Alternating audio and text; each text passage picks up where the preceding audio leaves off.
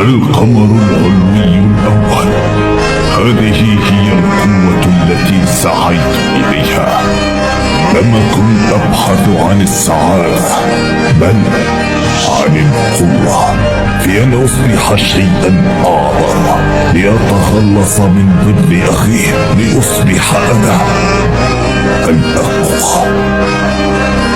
ما قيمة الروابط العائلية أمام الخلود، أمام العظمة؟